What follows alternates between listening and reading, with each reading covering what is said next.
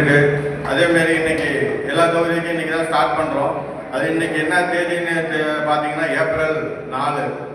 இதே இதில் அடுத்த மாதம் மே 4ஆம் தேதி தான் நம்மளோட மதசார்பற்ற கூட்டணி வந்து அதிக தொகுதிகளை கைப்பற்றி மீண்டும் நம்ம கடலூர் தொகுதியில் உள்ள 9 தொகுதியிலையும் நம்ம கைப்பற்றி மீண்டும் நம்ம திராவிட மாடல் அரசு 2.0 நம்ம முதல்வர் கண்டிப்பாக இதே மே மாதம் 4ஆம் தேதி இந்நேரம் ரிசல்ட் வந்திருக்கும். அதிக தொகுதியை கைப்பற்றி நமது முதலமைச்சர் தான் மீண்டும் முதலமைச்சர் ஆவார். அதுக்கானது இந்த கூட்டத்திலே தெரியுது. காலையில் பார்த்தீங்கன்னா குறிஞ்சிப்பாடியில் நம்மளோட மதசார்பற்ற முற்போக்கு கூட்டணியில் வந்து கழக தோழர்கள் எல்லாத்தையும் பார்த்தீங்கன்னா ஒரு மாநாடு மாரி நடந்தது. இங்கேயுமே அதே மாரி தான் இருக்கு.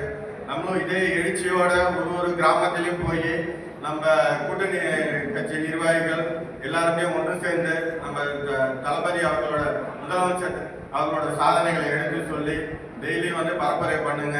அதுமாரி ஒன்றிணைந்து எல்லாருமே நம்ம வந்து அதிகப்படியான வாக்குல இந்த போனாரி சட்டமன்ற தொகுதியில் உதயசூர சின்னத்தில் வாக்கு அளிக்க பெற்று கேட்டுக்கொள்கிறேன். நன்றி, வணக்கம்.